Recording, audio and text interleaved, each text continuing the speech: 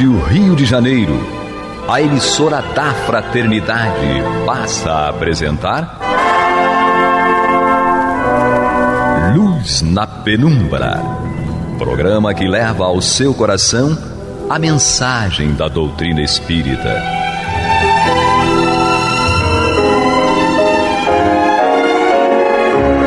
E com vocês, João Nogueira, para estudos de obras póstumas de Allan Kardec.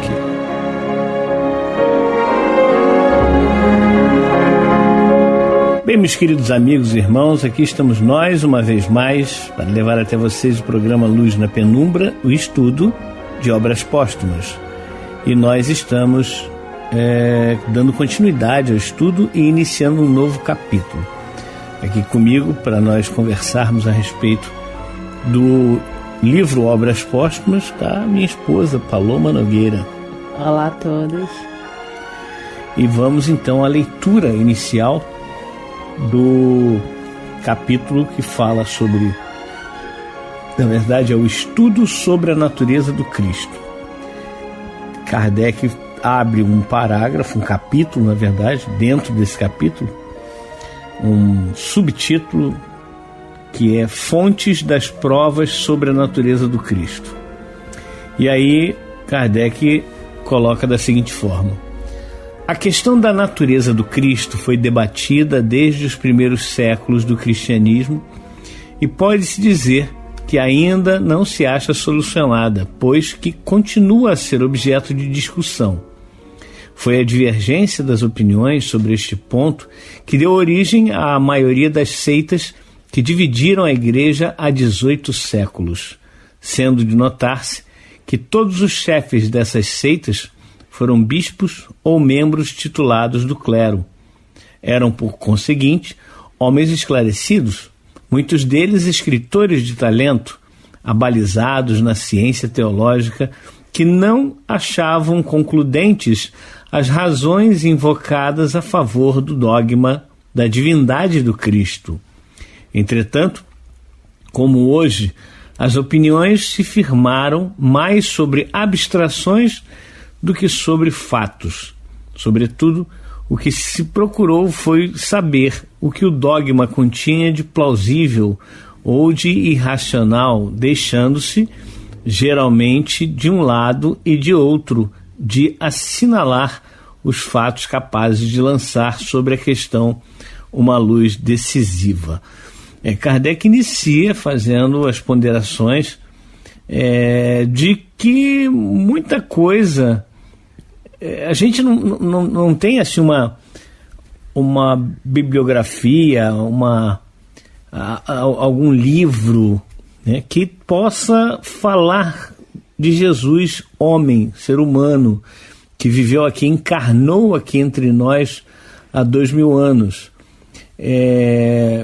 Kardec fala, principalmente, num ponto aqui crucial, que ainda hoje muitas pessoas se debatem, que é a divindade do Cristo.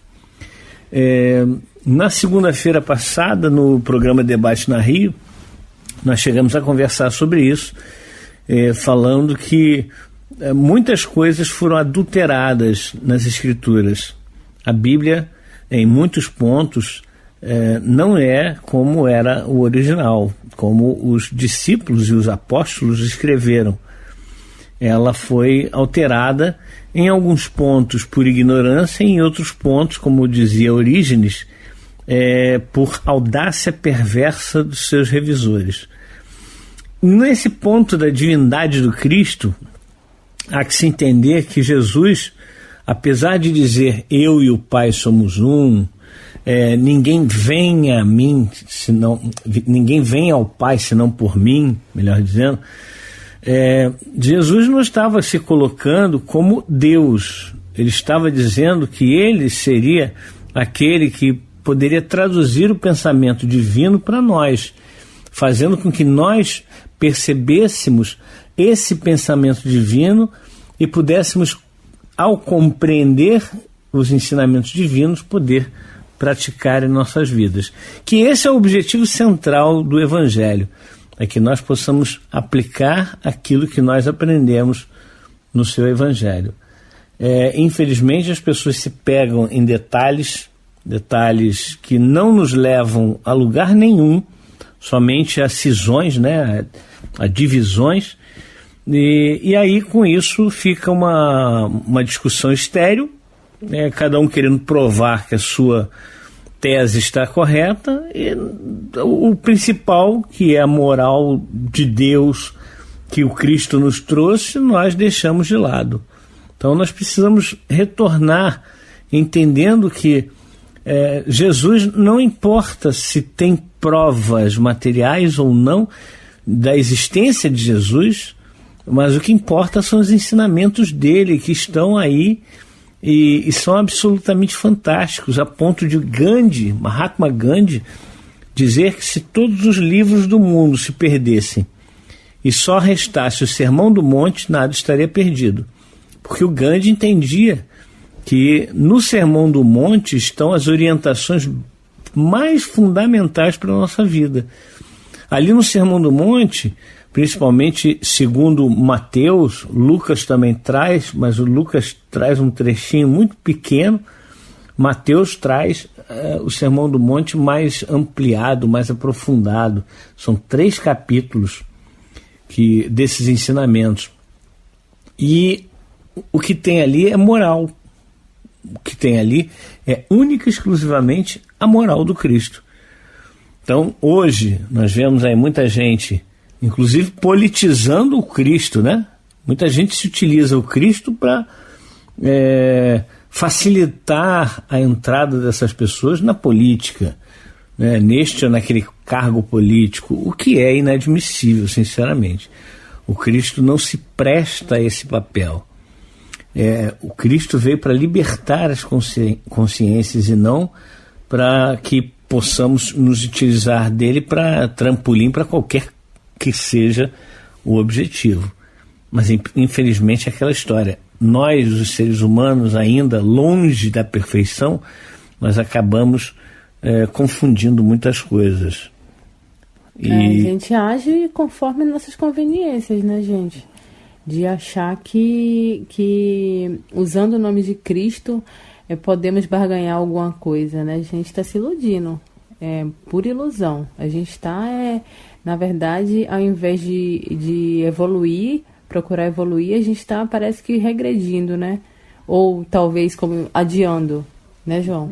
A gente sabe que não existe a retrogradação da evolução, ou seja, nós não retornamos na evolução, mas essa figura de parece que a gente está retornando, parece que a gente está desaprendendo. E isso é muito por conta da nossa ansiedade, né? Nós gostaríamos que a humanidade já estivesse em outro patamar, mas ainda não estamos. E isso não é aquele grupo ali ou aquele outro grupo acolá. Não, somos nós, todos nós. Verdade. Ainda estamos muito aquém, muito longe de realmente entendermos o Evangelho, entendermos a doutrina espírita e fazer com que isso se reflita dentro de nós. Com certeza. A gente precisa entender que o Evangelho é para nos ajudar a nos reformar. Enquanto isso não acontecer, nós estaremos com, mais uma vez, lembrando, discussões estéreis a propósito disso, daquilo. A gente tem sempre um motivo. Mas vamos dar continuidade à leitura. Kardec então faz uma pergunta: mas onde encontrar esses fatos, se não nos atos e nas palavras de Jesus? Nada tendo ele escrito, seus únicos historiadores foram os apóstolos, que tão pouco escreveram coisa alguma quando Cristo ainda vivia. Nenhum historiador profano, seu contemporâneo, havendo falado a seu respeito, nenhum documento mais existe, além dos evangelhos sobre a sua vida e a sua doutrina. Aí somente é que se há de procurar a chave do problema. Todos os escritos posteriores, sem exclusão dos de São Paulo, são apenas e não podem deixar de ser simples comentários ou apreciações, reflexos de opiniões pessoais, muitas vezes contraditórias, que em caso algum poderiam ter a autoridade da narrativa dos que receberam diretamente do mestre as instruções. Bom, aqui fazemos um parênteses, porque existe uma obra que não tem muito tempo, que veio a público, que é um historiador chamado Flávio Joséfo, e que escreveu a História dos Hebreus, um livro, a História dos Hebreus. A Assembleia de Deus, a sua editora, ela fez a edição desse livro, a publicação desse livro. Se vocês forem numa igreja, Assembleia de Deus, que tenha a livraria, a CPAD, que é a editora da Assembleia de Deus, tem lá esse livro. Flávio Joséfo é o autor, A História dos Hebreus. E tem um trechinho bem curto. O livro é bem grosso, bem volumoso, mas tem um trechinho bem curto que fala a respeito de Jesus. É bem curto mesmo. Só demonstra que realmente Jesus existiu entre nós. Ele não é uma ilusão, uma invenção da cabeça das pessoas. Tanto é que, como o Kardec está lembrando aqui, a narrativa dos discípulos e dos apóstolos, né, que foram os que vieram depois que Jesus desencarnou, eles têm muitos pontos em comum que se completam, alguns com uma visão diferente, mas o ensinamento é o mesmo.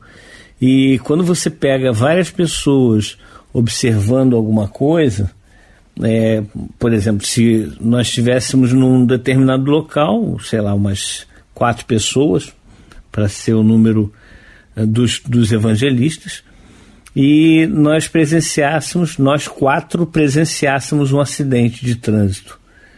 Cada um de nós ia narrar o acidente de trânsito, o que aconteceu, mas só que de uma forma diferente. E é isso que acontecia com os discípulos. É isso que acontece com cada um que narra alguma coisa que vivenciou. Kardec, inclusive, ele traz aqui que esses historiadores, eles só escreveram alguma coisa muito tempo depois que Jesus havia desencarnado. Pelo simples motivo que eles aguardavam a volta de Jesus naquela época. Porque Jesus diz: eu voltarei a vós e abertamente falarei a respeito do Pai. Mas Jesus estava se referindo à sua vinda como o Espírito de verdade para nos trazer a doutrina espírita. Bem, meus queridos amigos e irmãos, este é o programa Luz na Penumbra. Estamos estudando obras póstumas. E estou aqui na companhia da minha esposa, Paloma Nogueira, para falarmos a respeito desse capítulo que começamos hoje, que é o estudo sobre a natureza do Cristo. Estamos no subtítulo Fontes das Provas sobre a Natureza do Cristo, ou seja, de onde foram tiradas as evidências de que Jesus realmente esteve aqui entre nós. E vai continuar Kardec na sua explanação, dizendo que sobre esta questão, como sobre as de todos os dogmas em geral, o acordo entre os pais da Igreja e outros escritores sacros não seria de invocar-se como argumento preponderante, nem como prova irrecusável a favor da opinião de uns e outros, uma vez que nenhum deles citou um só fato fora do Evangelho concernente a Jesus, que nenhum deles descobriu documentos novos que seus predecessores desconhecessem. O que Kardec está nos dizendo é que todos aqueles outros que vieram, pensadores, pais da igreja, etc. e tal, não escreveram nada de novo que pudesse trazer algum fato da existência de Jesus há 2000 anos. O que todos eles se apoiaram foi exatamente nos escritos dos discípulos e apóstolos. ou seja, todos aqueles livros que compõem o Novo Testamento, desde Mateus até o Apocalipse. Então, todos os escritores que vieram depois desse período de há 2000 anos, eles vieram exatamente estudando ou fazendo análise daquilo que eles receberam no Novo Testamento. Continua aqui Kardec. Os autores sacros nada mais conseguiram do que girar dentro do mesmo círculo, produzindo apreciações pessoais, deduzindo corolários acordemente com seus pontos de vista, como nós falamos do acidente lá, que cada um tinha um ponto de vista, tem um ponto de vista e vai falar exatamente de acordo com aquele ponto de vista. Continua Kardec, comentando sobre novas formas e com maior ou menor desenvolvimento as opiniões contrárias às suas, pertencendo ao mesmo partido, tiveram todos de escrever no mesmo sentido, se não nos mesmos termos, sob pena de serem declarados heréticos, como foram Orígenes e tantos outros. Naturalmente, a Igreja só incluiu no número dos seus pais os escritores ortodoxos, do seu ponto de vista. Somente exalçou, santificou e colecionou aqueles que lhes tomaram a defesa, ao passo que repudiou os outros e lhes destruiu quanto pôde os escritos. Nada, pois, de concludente exprime o acordo dos pais da Igreja, visto que formam uma unanimidade arranjada a dedo, mediante a eliminação dos elementos contrários. Se fizesse um confronto de tudo que foi escrito pró e contra, difícil se tornaria dizer para que lado se inclinaria a balança. Não é difícil de entender o que Kardec está dizendo, porque hoje mesmo nós temos aí, quando nós defendemos alguma coisa, nós vamos sempre achar que está certo aquele que o ponto de vista combina com o nosso. Nós não vamos dar razão àquele que o ponto de vista é contrário ao nosso, né? Então, a nossa tendência é de falar, olha só, tá vendo? Ainda mais nesse mundo de fake news que a gente está vivendo, né? Olha só, tá vendo? Eu não falei que isso é verdade? Aí a gente se apoia muitas vezes em algo falso, né? Essa chamada fake news. Notícia falsa, né? E para apoiar nosso pensamento. Olha, eu não falei que eu estava certo?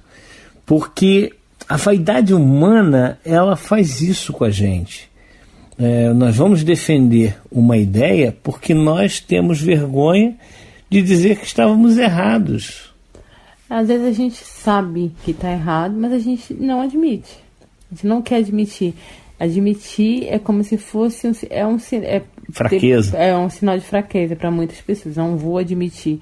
E usa essas fake news, que eu acho que algumas pessoas até sabem que são fake news, mas preferem se apegar a isso a admitir o erro, né? É muito complicado, Nesse nível evolutivo que a gente se encontra, a gente passa por essas turbulências ainda. Ainda é necessário que a gente passe, né, João? Uhum, é necessário, sim.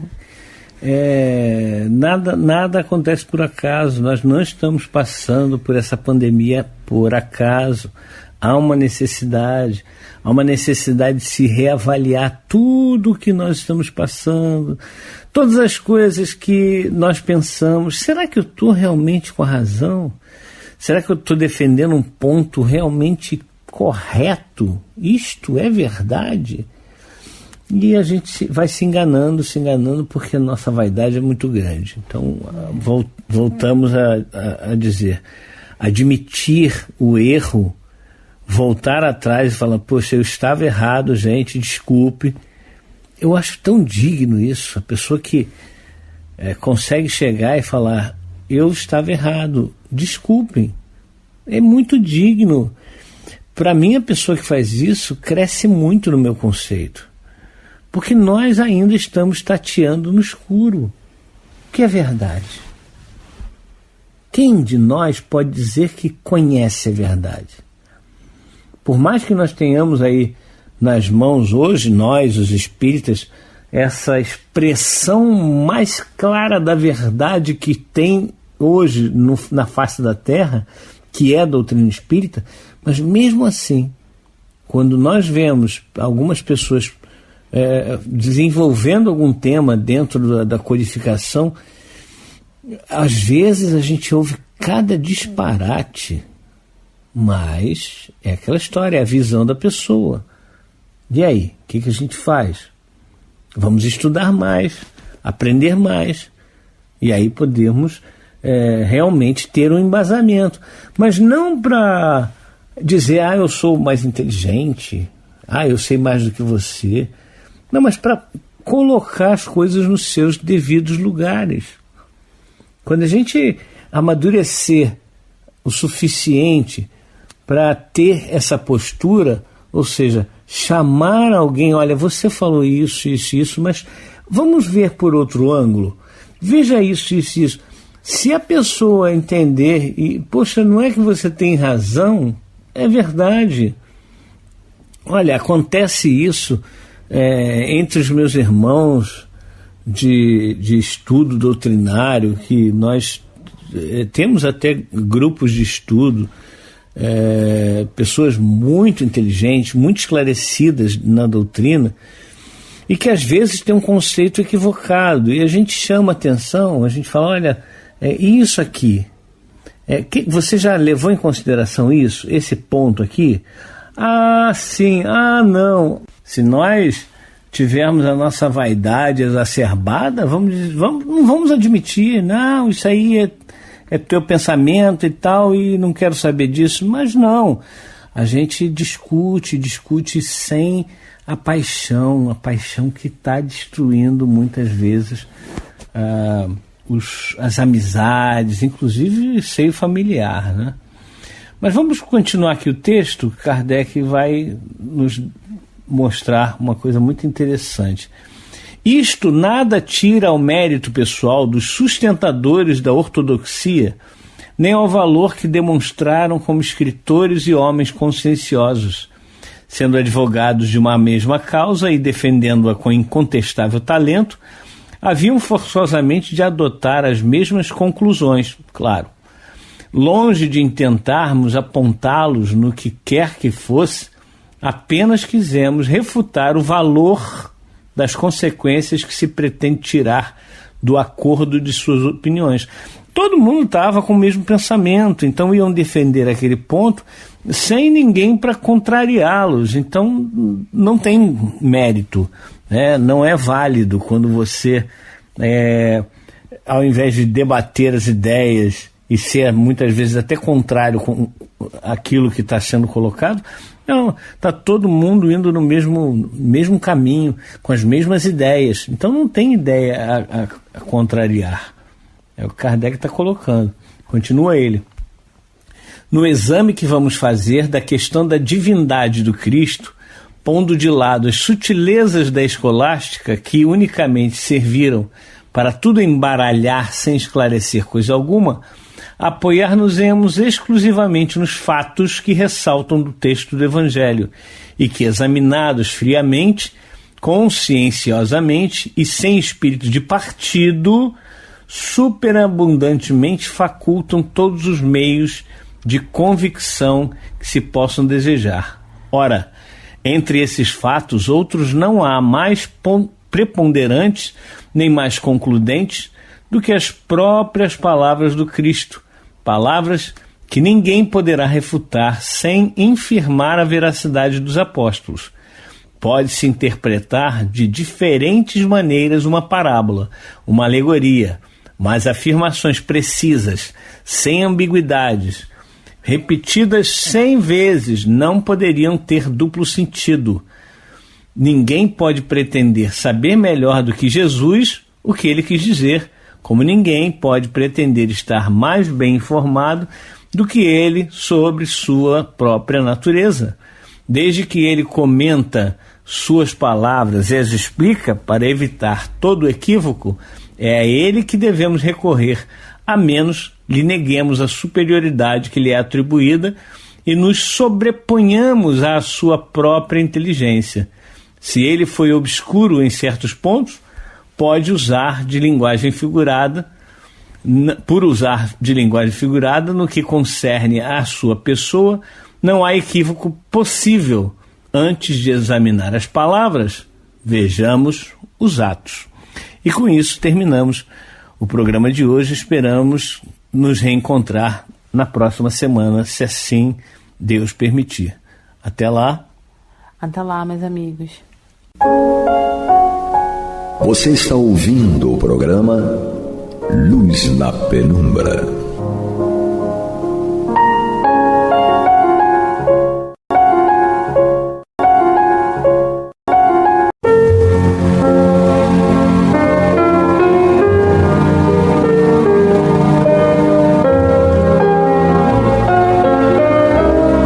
A Rádio Rio de Janeiro está levando ao seu lar e ao seu coração a mensagem consoladora da doutrina espírita, através do programa Luz na Penumbra.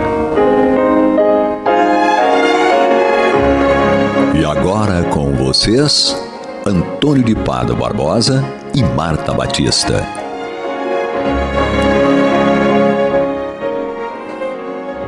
Olá, meus amigos. Estamos aqui mais uma vez para darmos continuidade ao programa Luz na Penumbra, no qual nós estudamos o Evangelho segundo o Espiritismo de Allan Kardec. Estamos hoje dando início ao seu capítulo 13, que a vossa mão esquerda não saiba o que dá a vossa mão direita. E eu entendo que este capítulo está justamente posicionado aqui porque ele vem depois de um estudo longo que nós fizemos aqui, vocês acompanharam, tratando daqueles pontos que nós precisamos melhorar no trato com o nosso próximo. Seja ele próximo simplesmente, ou seja um próximo pelo qual nós não tenhamos muitas afinidades, ou até que temos algumas desavenças, e que podem até ser chamados de inimigos. Então, o capítulo tratou disso. Tratou do modo que nós agimos contra essas pessoas com violência, com ódio, vingança, todas essas coisas que nós praticamos. Vimos antes as bem-aventuranças nos pedindo para que sejamos humildes, simples, mansos, pacíficos, misericordiosos, que teríamos o consolo do Cristo para todas essas nossas implicações. Mas vocês vejam bem, tudo isso são conselhos trazidos aqui por Kardec, baseado nos ensinos de Jesus, para que nós busquemos a nossa reforma, busquemos o verdadeiro caminho que vai nos levar a uma tranquilidade, a paz, a felicidade. Agora, o que acontece quando nós estamos realmente cientes de que temos que fazer isso? Ou já estamos até praticando algumas coisas nesse sentido? Já estamos sabendo que já fazemos esforço para deixar de ser violentos, deixar de ser orgulhosos, já nos pegamos fazendo essas coisas de bem, de bom, já estamos praticando uma caridade com o nosso irmão. Então nós nos sentimos o quê? O que acontece conosco nessas alturas do campeonato? Vem aquele último defeitinho que precisa ser tratado com carinho, porque ele talvez seja o último a ser eliminado do nosso pacote, que é a nossa vaidade. Sem dúvida. Nós ficamos encantados conosco mesmos e já estarmos praticando o amor e a caridade, mesmo que seja muito incipiente, mas nós já nos achamos os tais. E aí escorregamos naquela casca de banana que é a vaidade. É disso que vai tratar este capítulo, baseado nessa célebre frase de Jesus, que a vossa mão esquerda não saiba o que dá a vossa mão direita. Então, hoje nós iniciamos o estudo dessa parte do Evangelho. E para tratar desse assunto, está aqui conosco Marta Batista, como sempre, que vai brilhantar aqui o nosso programa, e na técnica, o não menos brilhante, Pablo. Então, para darmos início efetivamente ao estudo, peço a Marta que dê início aos seus comentários. Vamos lá, Marta. Vamos lá. Olá, amigos ouvintes. Vamos então prosseguir com os nossos estudos, né, do Evangelho. E como o Tony bem fez o resumo, né, da nossa trajetória, vamos falar hoje e estudar sobre fazer o bem sem ostentação. Vamos ver o que encontramos nas citações bíblicas para posteriormente verificar o que Kardec nos fala sobre isso. A citação nos diz assim: guardai-vos de fazer as boas obras diante dos homens, com o fim de ser vistos por eles. De outra forma, não recebereis a recompensa de vosso Pai que está nos céus. Quando, pois, derdes esmola, não façais tocar a trombeta diante de vós, como fazem os hipócritas nas sinagogas e nas ruas, para serem louvados pelos homens. Em verdade vos digo que eles já receberam a recompensa. Mas quando derdes esmola, que a vossa mão esquerda não saiba o que dá a vossa mão direita, para que a esmola fique em segredo, e vosso Pai, que vê o que se passa em segredo, vos dê a recompensa. Mateus, capítulo 6, versículos 1 a 4. Então, como o Tony falou, né, bem destacou, um dos últimos defeitos, né, que nós precisamos trabalhar é a vaidade, né, filha do orgulho, mas que tem um papel aí muito relevante no sentido de que nós custamos a nos despojar dessa vaidade. Então, o que mais não é a vaidade do que uma pessoa que faz o bem e quer trombetear, quer falar sobre o que fez, quer avisar a todos, né, trombetear, como ele diz, sobre os seus feitos. Então, vaidade pura. Porque se você realmente está consciente de que o que importa é que Deus saiba o que você está fazendo de bom, e que Deus, então, te oriente, te inspire cada vez mais através dos bons espíritos, para que você cada vez mais trabalhe no bem e auxilie o teu próximo, qual é a vantagem, né, de você e por que você insiste ainda em falar sobre isso, ao invés de realizar a tarefa de uma forma espontânea, de uma forma natural, entendendo que o que você necessita é fazer o bem, porque essa é a realidade da lei divina. Então, nada mais é do que vaidade, né? Você quer que os homens te reconheçam, a sociedade reconheça o que você faz. Ao passo que, quando você tem essa consciência já dentro do coração, de que realmente o que interessa é Deus, saber o que você quer fazer de bom e que faz, você muda a conduta totalmente. E ele segue: tendo Jesus descido do monte, uma grande multidão o seguiu. Ao mesmo tempo, um leproso aproximou-se dele e se prostrou, dizendo: Senhor, se quiseres, pode curar-me. Jesus, estendendo a mão, tocou-o e disse: Eu quero, fica curado. E, no mesmo instante, a lepra foi curada. Então, Jesus lhe disse: Não fales disto a ninguém, mas vai mostrar-te aos sacerdotes e oferece o dom prescrito por Moisés, a fim de que isso lhes sirva de testemunho da tua cura. Mateus, capítulo 8, versículos 1 a 4.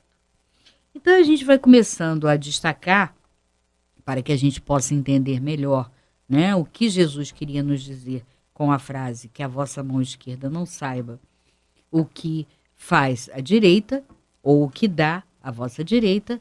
Nós vamos perceber que nós devemos refletir, este é o objetivo do tema, né, em torno da obrigação de auxiliar o próximo, quer dizer, o dever de auxiliar.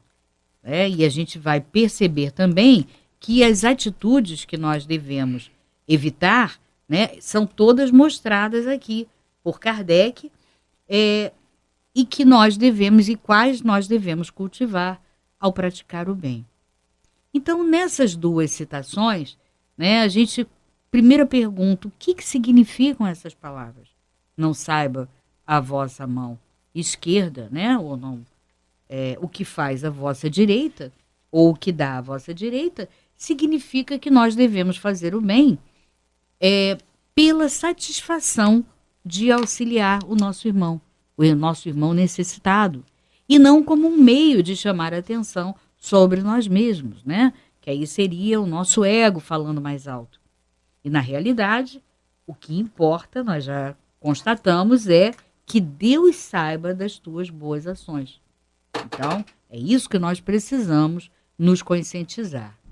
Então, não saiba a vossa mão significa aquela beneficência modesta, aquela beneficência que é o nosso objetivo.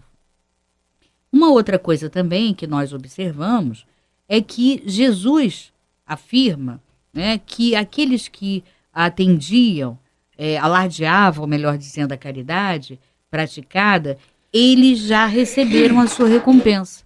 Sim, já receberam a sua recompensa. Por quê? O que eles queriam não era o seu orgulho, né, a sua vaidade ser destacada, né, para que ele recebesse elogios, para que ele fosse homenageado ou honrado, né, com a sociedade, as pessoas, né, observarem e comentarem, nossa, como fulano é caridoso, né, como ele faz a caridade. Ora, então, na realidade, né, esses que alardeiam não têm, na verdade, um objetivo de fazer o bem, de fazer a caridade. Eles têm tão somente aquele desejo de massagear o seu próprio ego. É algo que a gente precisa começar, né, ter mais maturidade e começar a eliminar. A prática do bem, né, com ostentação, ela demonstra que nós ainda estamos num estágio bastante complicado. É isso que nós precisamos entender. Quer dizer, podemos ter aqueles ímpetos, né, de vaidade? Tudo bem, isso acontece. Estamos ainda em transformação, estamos a caminho. Mas, cada vez que nós percebamos a nossa vaidade, né, falar mais alto, vamos meditar sobre isso. Vamos meditar e vamos começar a raciocinar de que maneira nós podemos eliminar. E a informação que Jesus nos deu é justamente de que nós queremos, né? A pergunta que nós devemos nos fazer quando esse ímpeto vier à tona, a quem eu quero agradar? A quem eu quero me justificar?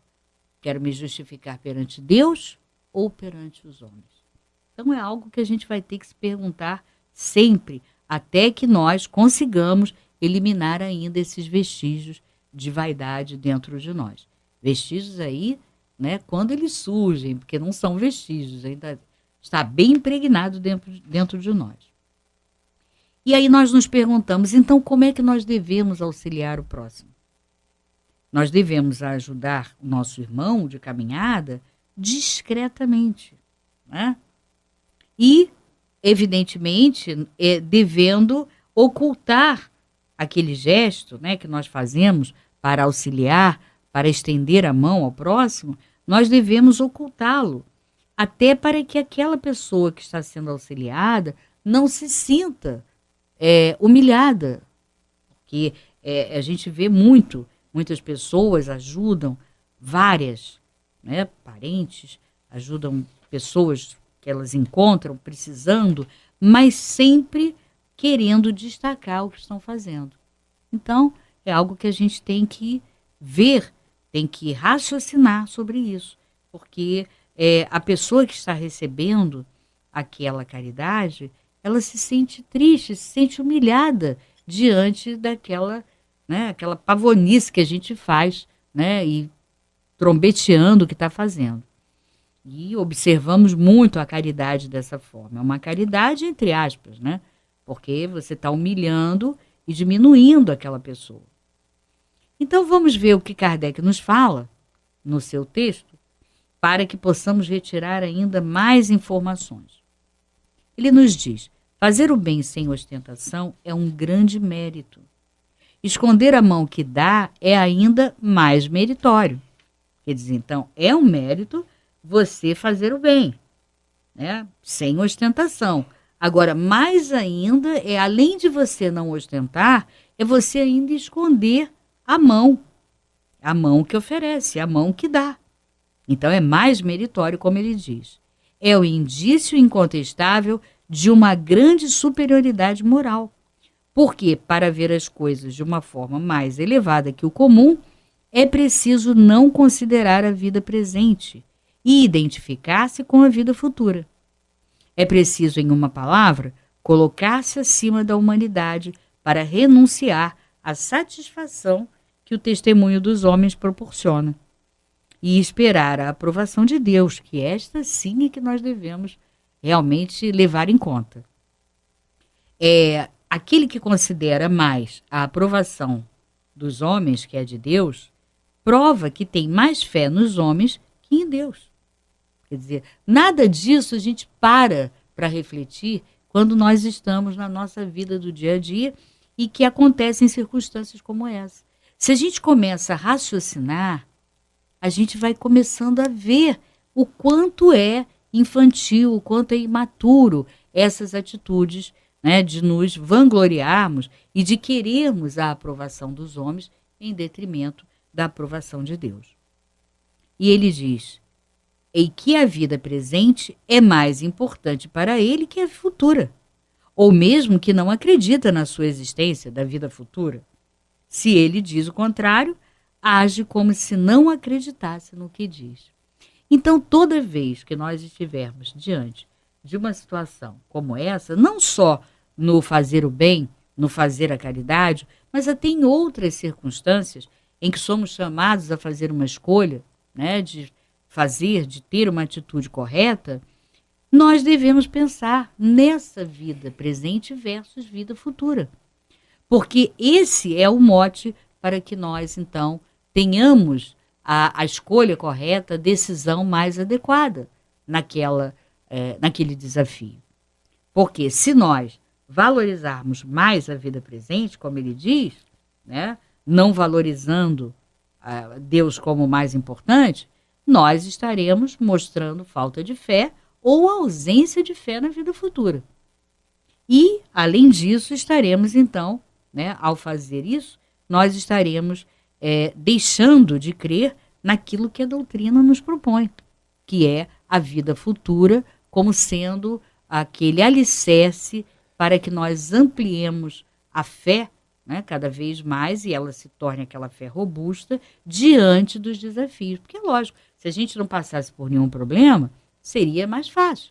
Mas como a gente passa por desafios o tempo todo, para que você amplie a tua fé, é necessário que você tenha em conta que o mais importante é a vida futura, ou seja, a tua caminhada, a tua jornada, a tua trajetória evolutiva. E ele segue: quantos existem que só ajudam com a esperança de que aquele que foi ajudado vá propagar o benefício recebido? E o pior é que essas pessoas utilizam como justificativa, né, que quando a pessoa não propaga que foi feito bem pelo fulano, é porque ele não é grato, né? Então, nessa condição de falar sobre gratidão ou ausência de gratidão, na verdade o que ele esconde é que ele gostaria que o que ele fez tivesse sido propagado, né? Aí, como não foi o suficiente, ele alega a gratidão. Ora, claro que a gratidão é uma virtude e que, claro, é muito agradável quando a gente lida com pessoas gratas, evidente. Porém, não é algo que você possa exigir. O que você pode é até esperar: puxa, que bom, fulano, né, tão grato diante do que os amigos fizeram, diante do que os pais fizeram por ele. Claro, isso é ótimo, mas você não pode exigir. Porque à medida que você estiver exigindo, na realidade você está ocultando aí um desejo vaidoso de ser propagado o bem que você fez. Ele segue, então. Eis porque Jesus disse: aqueles que fazem o bem com ostentação já receberam a sua recompensa. Efetivamente, aquele que busca a sua glorificação sobre a terra, pelo bem que fez, já se pagou a si mesmo. Deus não lhe deve mais nada e só lhe resta receber a punição pelo seu orgulho. Quer dizer, aquilo que ele fez não será levado em conta. E, logicamente, que nós queremos que seja levado em conta, não só porque isso significa que nós estamos evoluindo, estamos progredindo, mas também porque, acima de tudo, estamos fazendo bem para alguém que está necessitado, alguém que está sofrendo. Então, é importante. E é importante também que a gente medite o seguinte: o benefício, que é feito com ostentação, ele pode auxiliar aquele necessitado? Então, materialmente, pode até ser que ele tenha alguma relevância. Porque, materialmente, se ele ofereceu algo, se ele fez algo de material pelaquela pessoa, tem alguma relevância. Agora, moralmente, não tem nenhuma. É importante que a gente saiba disso, mas eu pensei, por isso é que tem aquela passagem que diz, que determinada pessoa colocou muitas moedas no gasofilácio, e aquela viúva que só colocou uma única moeda, a moeda menor que existia, que era a única coisa que ela tinha, ela realmente tinha colaborado muito mais. Por quê? Porque aquilo que você faz com ostentação, ou cobrando, ou humilhando a pessoa, ou querendo que seja pregoado, aquilo não tem validade alguma em termos espirituais, em termos morais. Então, é muito comum a gente constatar isso, ver pessoas que fazem determinado bem, determinada caridade, mas elas dissimulam uma modéstia. É pior ainda, Porque se você realmente faz a caridade e ainda não conseguiu fazer com aquela propriedade da modéstia, tudo bem, é um momento, é uma etapa, que você está galgando.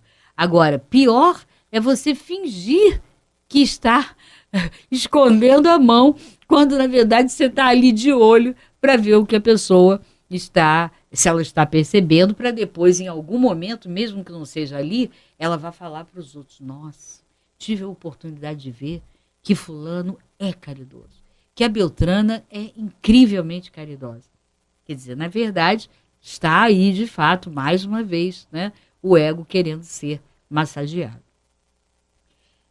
Qual será, então, a recompensa daquele que faz seus benefícios pesarem sobre os beneficiados? Aquele que humilha, aquele que cobra do outro o tempo todo e que fica pregoando, ditando normas. Olha, eu estou fazendo isso tudo por você, mas você não reconhece, você não vê o que eu estou fazendo.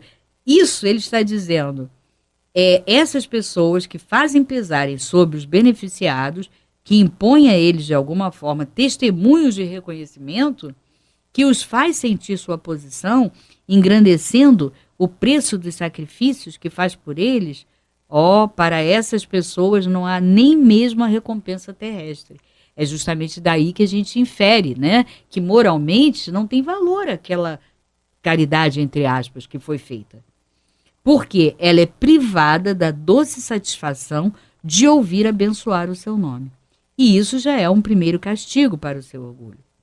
As lágrimas que enxuguem proveito da sua vaidade, em vez de subirem aos céus, recaíram sobre o coração de quem chorava e o mortificaram.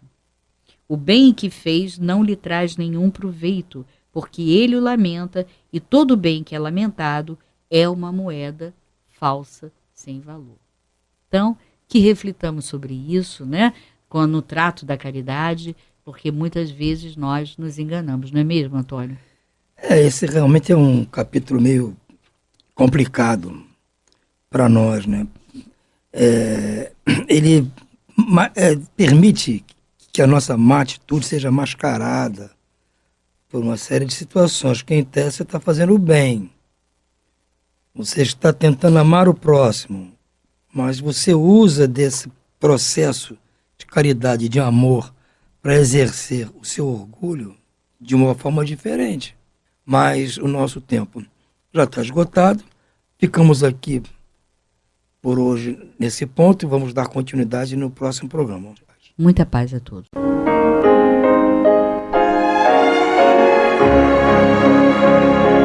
E vamos ouvir agora a prece de encerramento de nosso programa, na voz de Geraldo de Aquino.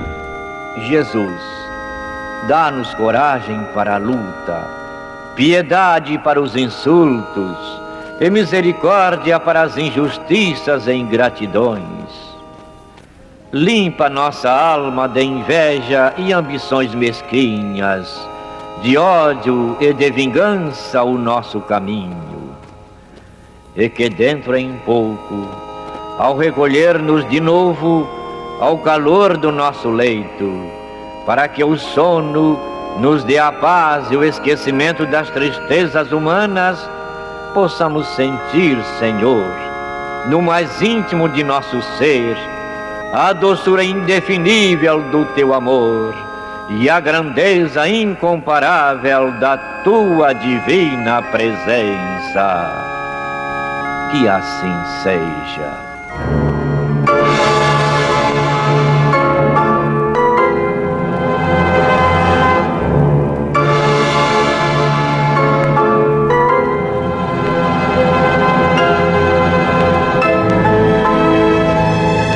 Acabamos de apresentar o programa Luz na Penumbra, que voltará a ser apresentado amanhã às 21 horas nesta emissora.